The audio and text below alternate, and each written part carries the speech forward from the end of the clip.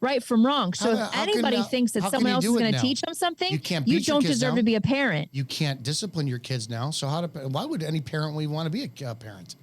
Well, you can't discipline your kids. So now all of a sudden it's not because I said so. Oh, really? Corporal punishment and reminding your child, there are consequences for your actions are two different things. You're not having to beat your kid like some families do, but you can ultimately set some ground rules. Wait a second. What? But if you don't have corporal punishment, what's the consequence for breaking the ground rules? Taking away the luxuries of what they're afforded. Oh, you don't think a kid's going to break down when you say you can't have X, Y, or Z? Kids are going to lose their ever-loving minds. How long was I a cop for? And you saw the consequences of that. Yes, it's called, we were called when the 14-year-old had enough of it and said, fuck you, mom. Never listen. Where was the mother at 2 years old, at 3 years old, at 4 years old? Thank you. I'm getting to that point. Okay. No, your argument is wrong, 100%. We have seen it time and time and time again where parents are not allowed to discipline at all. Plus, parents come from I'm not going to get spanked. I'm not going to spank my kids. That 2 and 3 year old, if you don't set those physical disciplines, 2 and 3 year old, they can't understand, right? You can't reason with them. My 3-year-old niece that runs around like crazy, my sister will give her a spank on the ass every now and then. That's classical conditioning. That's a consequence for those actions. When that doesn't happen, and you try to reason with a kid who gets away with everything, by the time that kid hits 14, 15, we saw homes destroyed.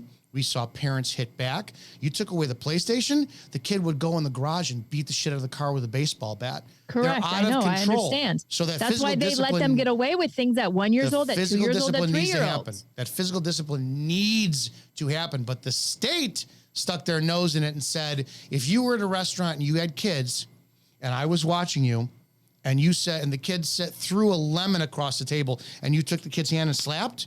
Now, all of a sudden, I would call 911. The police would show up. They'd have to do a report. The police would roll their eyes and go, oh, my God, I'm a mandated reporter. I have to report this. DCFS would come by you. You would never do that again. That's the system that's been going on the last 20 years, and it is why we have these little cocksuckers today.